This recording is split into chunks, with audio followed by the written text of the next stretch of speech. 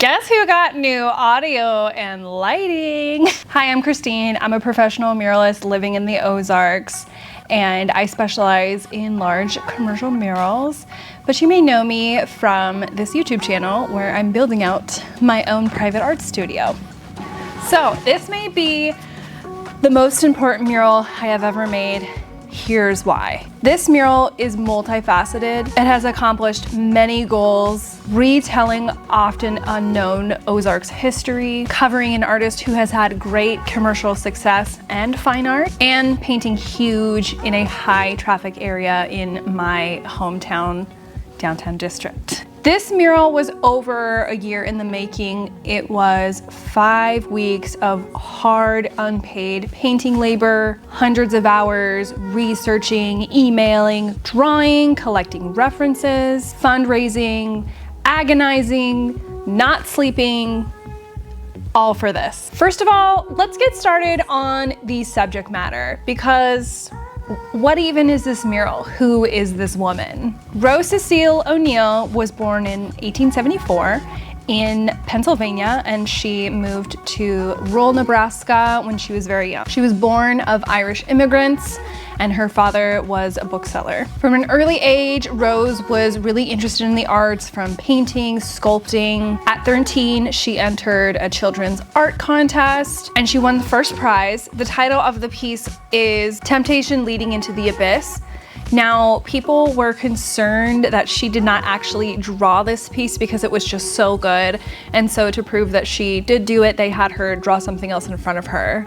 Through the success of the contest, Rose was able to secure work as an illustrator for the local Omaha publications, and that money helped support her family. Rose moved to New York City when she was about 19 or 20, and on the way, she stopped in Chicago for the World Columbian Exhibition. She had nuns accompany her through the event, and she sold over 60 of her drawings out of her portfolio to publications, and from there, they asked her for more. They ordered more drawings from her. A comic strip she created in 1896 was then published in a magazine, so Rose is considered the first female published cartoonist. While she was living in New York, her father came across this homestead in the Ozarks, 10 miles north of Branson, before Branson ever even existed, which is now named Bonnybrook. During this time, Rose was experiencing great success being in magazines, and she was the only female employee at a magazine called Puck. In 1909 era, she created many illustrations for companies like Procter & Gamble, Colgate, Jell-O, and the Edison phonograph. In 1904, Rose illustrated and published her first novel. At the time, publishers encouraged her not to use her first name because they were afraid that they would lose readers knowing that they were reading a woman's work. What? In 1908, Rose began to concentrate on more personal work, and during this time period, she created the Cupid character. This name is based off of Cupid, the Roman god of love. She became obsessed with these little cherub baby type characters to the point that she had dreams about them. She said, quote, "I thought about the Cupids so much that I had a dream about them where they were all doing acrobatic pranks on the coverlet of my bed. One sat on my hand."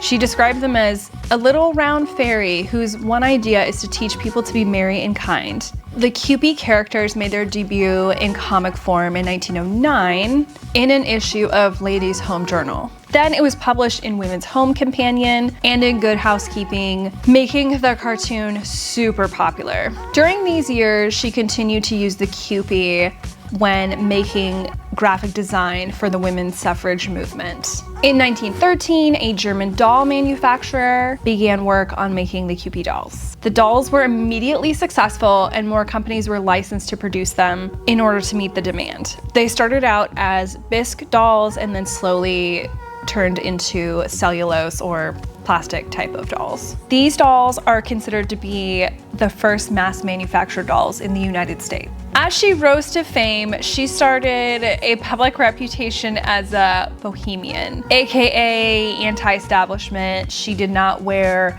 her hair and dress of the time period and became an ardent women's rights advocate.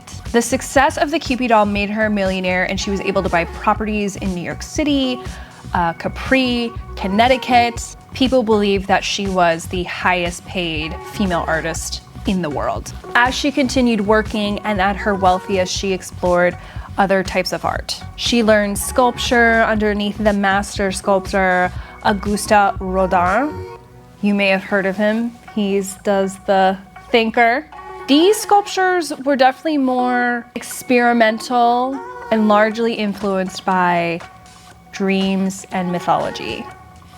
Her sculptures are very similar to her beautiful monsters. I think they're so gorgeous. Imagine if they were made out of marble instead of limestone. I believe they're limestone.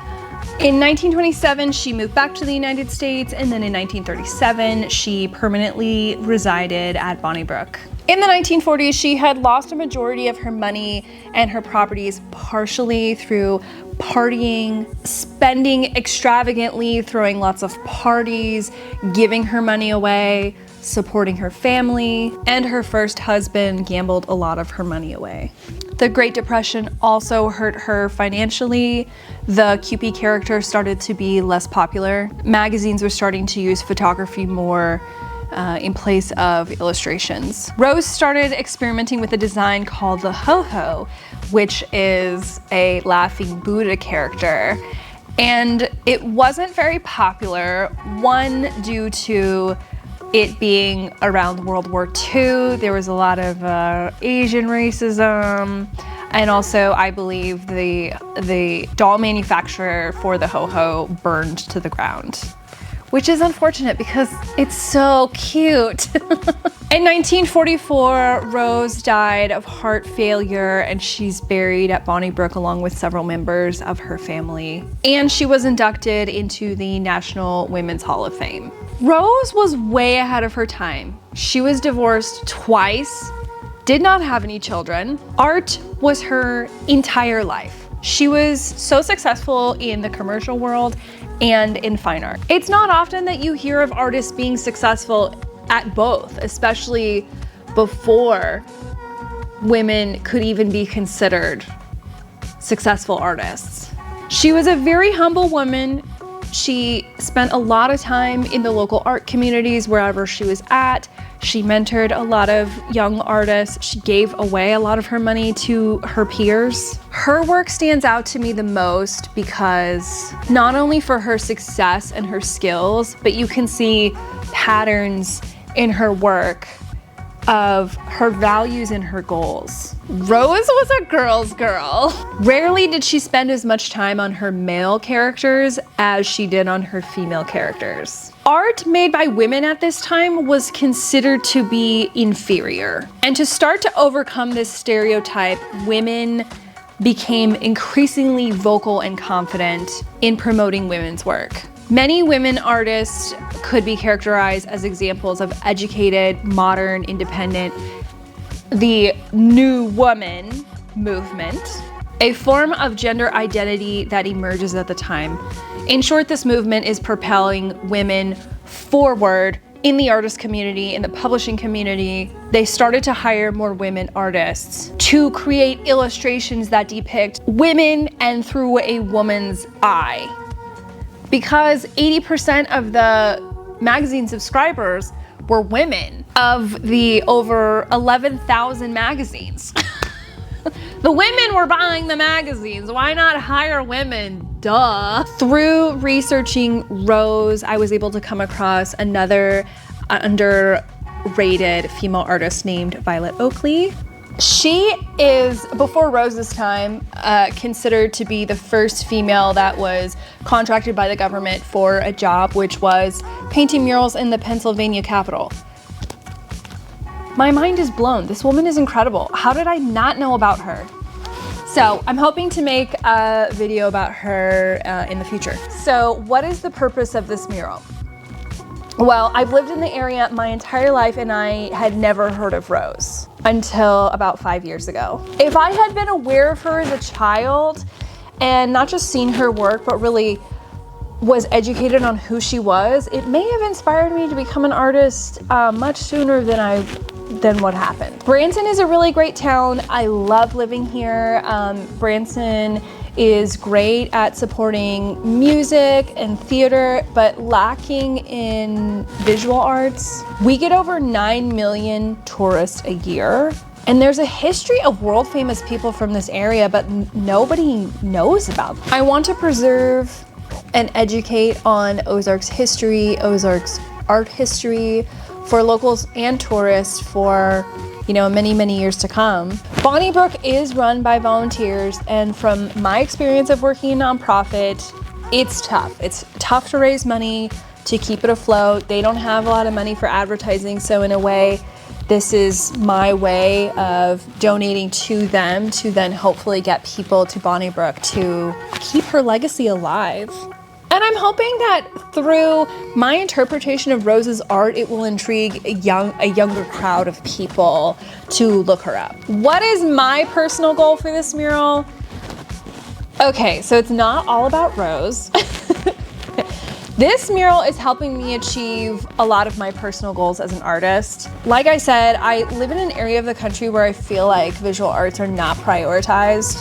This mural is, you know, validating me as an artist. I'm hoping city officials and maybe people with money, they will see how much I care about making public art and work with me to put it anywhere and everywhere. You know, it's not just about me and my art. I want there to be more art everywhere. I don't care who makes it. I'm so tired of blank walls. As someone who has been successful in the arts, I have a responsibility to set an example for other artists because I didn't have anyone do that for me.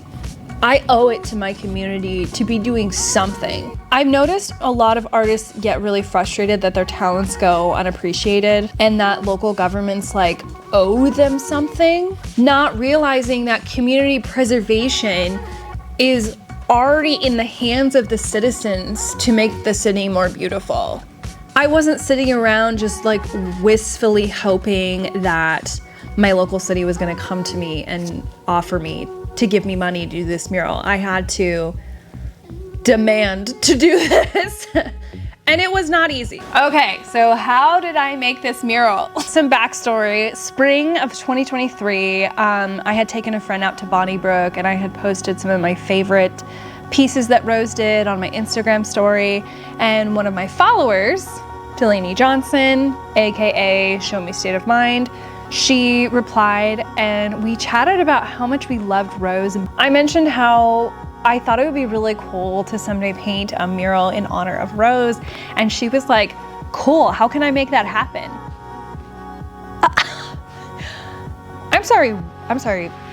Sorry, what? My jaw was on the floor. She was serious. A few weeks later, she came down and we met in person and we chit-chatted, got to know each other. We met at a little coffee place right down the street from the wall that I wanted to put the mural on. I showed her the wall. I told her my idea. I shared my dream. She was like, cool, let's do it. Where do we start? I said, listen, here's what I'm good at. I can make the art. That's easy for me. What I struggle with is cold calling, emailing, fundraising, you know, all the adult stuff. She was like, great, I can be your communications gal. She told me her idea about making Kewpie pins to sell on her Etsy store, Show Me State of Mind. This is how we've been able to fundraise most of our money. So from there, we chatted all summer. I ended up making some stickers. We also sell prints of the mock-up. We went back and forth about what we should include in the mural. So I've been painting murals for 5 years, and the actual mural making process is not intimidating to me. I've had a lot of practice, but this was a whole new world. This was very scary for me. I got to work researching, compiling references. We visited Bonnybrook and went through the archives. I asked a lot of questions. I asked, what should we include? What should we not include? I debated quite a bit. I just didn't want to disappoint anybody. How do I represent somebody's life's work into just one piece of art? How am I going to do this woman justice? Then we had to deal with the obstacles that I had been dreading for months. Getting permission. I told Delaney that I was gonna really have a hard time sleeping at night knowing that this building could sell in the near future and the next owner could just paint over it. All of this work would be for nothing. It would truly crush my soul. This mural is my baby. Murals get destroyed all the time for many reasons. Recently, the mural right down the street from this one, the iconic postcard mural in Branson, someone bought the building that it was on and they were getting rid of it. And yikes, that's like a whole nother story. That's like a whole nother debate. Well, just because a mural is on a building does not mean that the building owner owns it. Does anyone want me to repaint the postcard mural? I'll do it. Anyways, I contacted my copyright attorney and I asked him what he could do, and he drafted up a contract basically invoking my VARA right, Visual Artist Rights Act. TLDR is meaning that if the painting gets painted over while I'm alive, I can sue for a lot of money. These rights are not well known in my area, so even if the building did sell and I contacted the new building owner, I contacted the real estate agent selling that building, that doesn't mean that they're gonna take me seriously. The contract is just extra protection. Contracts are important. And this cost us an extra $1,500, but it's worth my peace of mind. And if you are a muralist, you really need to look into this because know your rights. Dealing with the city was a challenge. I was stressed. I've been involved in my city of Hollister for over 3 years. I'm on the board of Parks and Recreation. I've worked with the city for a mural project. Like, those people, they appreciate me and they have my back. I'm so used to my city officials like going above and beyond to make sure that their citizens are happy, and the communication has been great. And so when I approached Branson, my expectations were high. I don't know. It's almost like these elected officials are here to serve us. I had emailed over 3 different people in the planning and zoning department, and they just didn't get back to me. Or if they did, it would take them like weeks, if not months. I pushed back. I pushed to have a meeting when they kept coming at me saying that it was not possible. I wasn't taking no for an answer. Surely there had to be a compromise. They went back and forth on how to handle this project. There's just no laws in place for murals like this, but I finally got approval, and a Branson alderman reached out to me after my distressing rant on Facebook, and he assured me that this would never happen again. And he said he would work with me in the future if I wanted to paint another mural and potentially make a mural application that is separate from the signage department, which, hey, that's great. That's progress, baby. So since I've been painting murals for a long time, I decided that this mural was going to be less about the actual painting process and more about what it actually takes to get a mural in a public area. People have no idea how hard it is. There were little things here and there like, oh, are we gonna run out of paint? Oh, am I gonna look like an idiot driving the lift? What if the lift breaks down? What if, oh, the weather's gonna suck? Like, that kind of stuff I can handle, but I was really stressed that I was gonna forget to sign an application or whatever, and someone was gonna come up to me and I was gonna get in trouble and the whole thing would get shut down, but it didn't. And I've been working a lot on my confidence and how to deal with confrontation, especially from strangers. And there were a handful of times where angry old men were very upset. Older women tend to be more passive aggressive, which I just ignore. 95% of the interactions were amazing. Like, people are so nice and so incredible.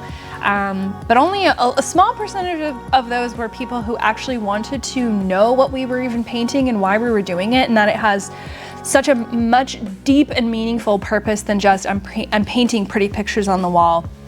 So I'm really grateful for the people who stopped and really took the time to get to know us and to get to know Rose, and decided to go to Bonnybrook from seeing us out there working really hard. A lot of misconceptions. People thought that the city hired us and we had to explain, like, no, this is a very grassroots project. We had to do all the fundraising. We barely raised enough to just cover our expenses. So like the cost of the lift and the paint and the permits and the contract, like we raised all the money to cover that. No one who worked on the project got paid. We used a few dollars of the fundraising money to like buy us coffee, but like that's it. It truly was my donation to the community. This is the way that I want to give back. And I'm so grateful for my team of ladies who worked just as hard as I did to get this mural done. I couldn't have done it without Delaney. I certainly did not have the balls to do it without Delaney, and she has given me a lot of confidence and a different perspective on the world. And I was so glad to have her on my team, and I hope we can work together again. Also, shout out to my friend Mary Evelyn. I feel like I talk about her in every single video. But she ended up volunteering and painting way longer than I expected. She was out there almost every day working with me, and she is a true painting partner. So it did not occur to me that when I was almost done with this mural, that this is truly a collaboration between me and another artist who died over 80 years ago. When people stopped to admire it, I talked a lot about her. I did not talk about me necessarily. I don't know. It's just, again, it's like, it's easier, like as a female, it's easier to talk about somebody else than myself. Like I have such a hard time promoting me and my work. Like how female of me to minimize all of my hard work. I want validation from people, but I do not want to ask for it. This is the perfect mural. It crosses off everything that is important to me. Another big fear that I had was, how do I translate works from an artist who mostly does ink and pencil and charcoal on paper to my medium, which is paint? I think I did a pretty good job. Another challenging part of working on this mural is multitasking. Being able to focus and work on the art while also being present and chatting with people as they walk by and making eye contact and saying hi, asking if they know about Rose, showing them the art on the table. It was a lot. And I hope that I came off as like a pleasant person, but I mean, I don't know. So the piece that I want to touch on that got the most comments is the Lost Cherub. This piece is part of the Sweet Monsters collection. We think that she did it around 1921. In the bottom corner of the illustration is a poem that reads, "I have heard it related that at a certain time one of the younger cherubim wandered from heaven in his play and came into the realm of hell. And there it is said, the woeful dark prince of that domain, before he bore the youngling back to paradise, its little wings being weary, nursed it on his knee and warmed it at his fires, remembering." I love this piece so much. I knew that it was a risk putting it in this piece, but out of all of her works, this one is my favorite. And I'm not even really into dark art, but because I love religious art, I'm fascinated with mythical and supernatural creatures. This dark prince character, I really wanted to get his expression just right. The cherub is asleep on his chest and he's sitting there looking around, uncomfortable, comforting this little creature. He's uncomfortable, a little bit scared, a little bit unsure what to do, but he looks like a father character. And in the background are these different faces of lost souls, some of them kind of weeping, mourning, some of them kind of gleeful. It's strange. There was some controversy on Facebook about, why would I depict such a, a demonic creature? And hey, Let's talk about it, Debbie. Do you know anything about church history? Hey, look, evangelicals are not the only people that live in this part of the country. Facebook. I'm out here ruffling some feathers, and in a way, it really validates me as an artist knowing that like people hate my work and they also hate Rose's work. Girl, I just want to high five Rose from the past, like, boop. Making art in public is kind of terrifying. You're putting yourself on the sidewalk for any rando to come up to you and make a silly comment. How can I be pleasant and kind to people while also like not letting them say inappropriate things to me? I got proselytized to. I got told that how dare you paint something like this, aka pointing to the demon and to the ho-ho.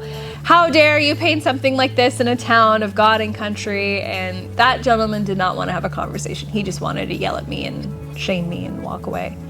People were saying, you know, why would you paint this? What is this? You know, or I don't like Kewpies. Well, Brenda, I don't really care that you don't like Kewpies. Or people would say, you know, why don't you paint this? Or I like this instead. And I would say, hey, maybe you should learn to paint a mural and then you can do that. So these old people just have toddler brain and you need to talk to them like toddlers. If you ever get a chance to come to the Ozarks, please go to Bonnybrook and learn more about Rose. I hope that this video has inspired you to look into her or to, as an artist, get into some art history, man. There are so many incredible artists in the past that are really inspiring to me. So it took me several years of studying Rose, being exposed to her work, learning more about her as a person, that I really started to appreciate her. I feel a deep connection to her. And I think that if I were alive back then, that Rose and I would be really good friends. With all that being said, thank you so much for watching, and I hope you learned something. If you're interested in donating money, you can click on our website, roseoneal.art. You can donate a few bucks. We still have pins and stickers in the Etsy store. If you are one of my subscribers and you're more interested in the art making process, please comment below and let me know. Sometimes I feel like I'm only like talking to other artists and we have our own thing going on. If you have suggestions on what videos you would like to see from me, please let me know. I would love to know like what my new audience wants. Anyways, that's it for me. Thank you so much for watching this video. I know it was long. Please subscribe to my channel and please like and comment. It really encourages me to keep making more of these videos because these videos take a really long time to make and I'm still learning how to make videos. So again, thank you so much. I really appreciate it. And I'll see you in the next studio update. Bye.